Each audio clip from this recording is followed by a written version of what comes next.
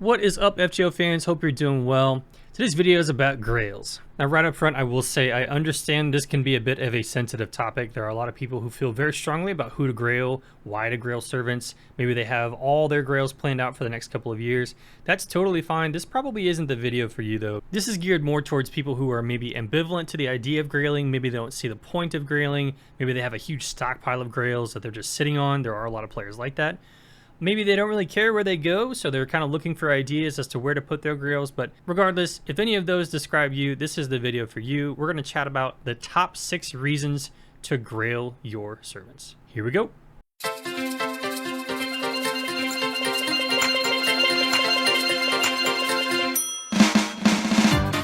So it is indeed 6 reasons, not 5. I didn't want to come up with just 4 different ones and then have the one that we all know is going to be in here, because it's the same thing everybody says when you ask who you should Grail. So I've got 5 different reasons and then that standard answer.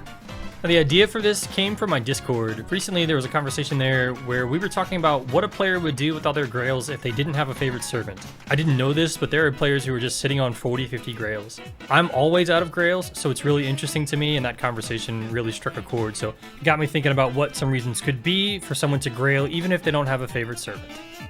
So first up, one reason to Grail if you have a bunch of them laying around, you don't really care where they go. You could help facilitate your loopers to clear a minimum threshold necessary. So this is especially true for neutral damage dealers like Space Ishtar or quick servants like Parvati here.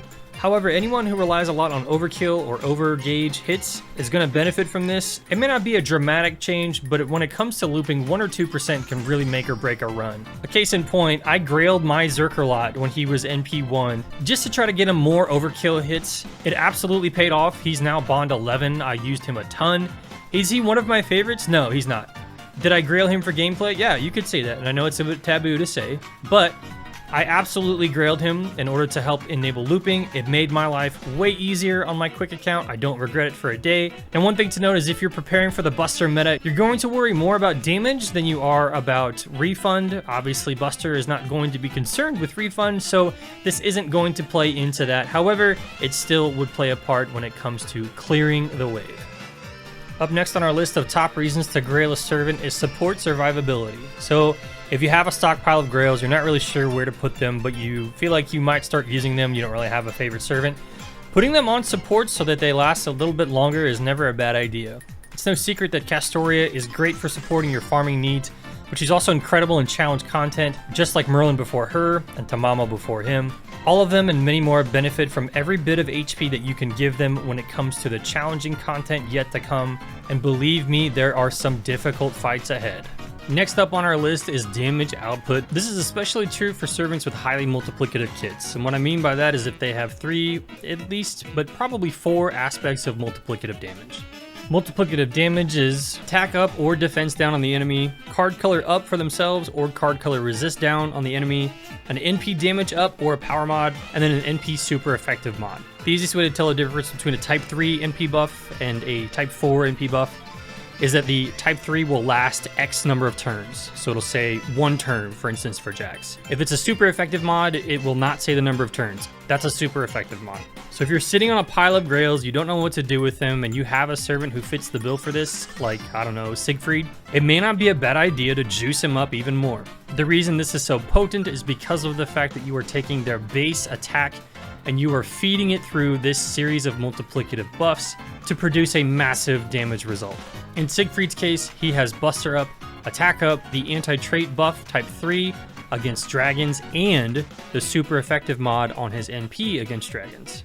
Now, is this a super common reason that people Grail their servant? No, not really. But if you're sitting on a stockpile, you don't really know what to do with them, but you have someone that you'd really like to see put out a ton of damage, and they have the workings of that in their kit, this could be a good time to put some Grails on them and take the damage to new heights.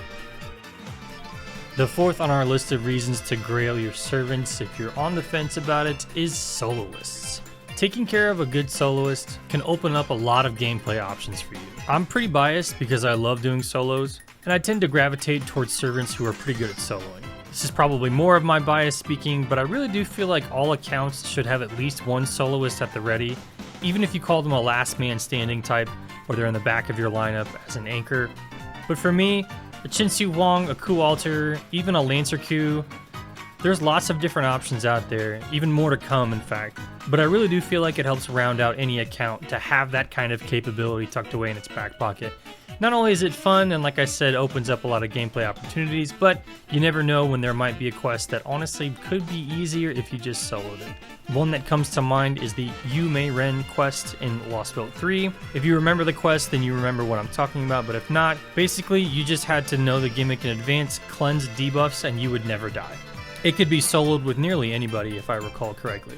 But because of the specific gimmick of that fight, it was much easier to do it, not faster, but perhaps easier, to do it by playing into the gimmick, bringing one single servant, and having fun that way.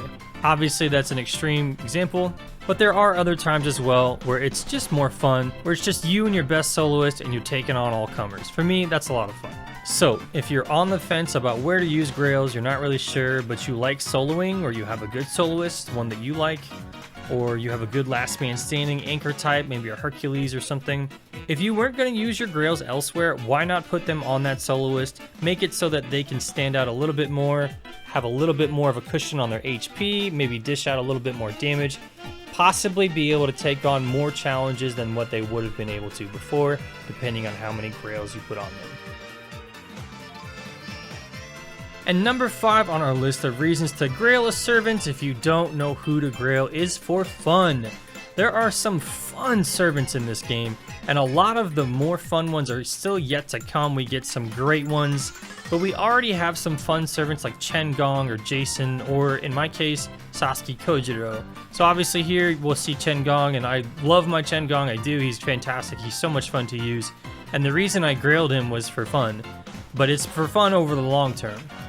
There was one stream though where we kind of just camped out on the Only Land raids and we took Sasuke Kojiro in there with no Grails and we said, hey, let's figure out how many Grails it will take him until he can one-shot the raid boss. And it was so much fun. It was so much fun. So he would do a run and he would come up short. We'd put a Grail on him. We'd level him up, do the run again, rinse and repeat until we got him to clear. And it turned out to be level 90 that he would consistently clear with one shot on the raid boss. And that was so much fun. And ever since then, I get to use this grailed to 90 Sasuke Kojiro for some meme runs. Thanks to his low cost, I can juice him up with a lot of high-powered supports and have a lot of fun with him. Is he one of my favorites? Absolutely not. Is it for gameplay strategy? Absolutely not. But I had some Grails laying around that I wasn't going to use, and so I wanted to have fun and see what we could get out of this servant, and that's what we did. So number 5 on this list is indeed to have fun with servants. Sometimes we forget that this is a game. It's supposed to be fun. It's supposed to be enjoyable. I know we min-max a lot, especially here on my channel where I have so much about lotto calculators and drop rates, but in the end, this is a game. It is supposed to be fun, so have some fun. If you don't know where to put a Grail, see who's going to stand out on your roster as someone that is just going to be enjoyable. It's just going to be fun seeing what they can do with some extra stats on them. And finally, the last reason of our 6 reasons to Grail a servant if you don't know who to Grail, it is indeed for love. I know it's kind of a cop-out. This is the boilerplate answer everyone gives. If I had $1 for every time I've seen someone say Grail who you like, and not for gameplay, I'd probably be able to retire right now. But it's true, it's probably the best reason, and even though some of you watching this are watching it because you don't know who to Grail and you don't have a favorite, it might be time to take a good hard look at your roster, your account, see who you like. You don't have to love them, you don't have to be over the moon with them, but anyone that you genuinely enjoy using or you've had some good memories with, but you just like them, something stands out about them, there's gotta be somebody. There's gotta be somebody. Find who that is, put your Grails on them, stop sitting on your mountain of gold, freaking dragons. Use your Grails. I can't believe some of you have dozens of Grails. Obviously, as you've seen throughout this video, I've grailed a lot of servants across several accounts. That's going to continue in the future. I do have a 120 Shufu now.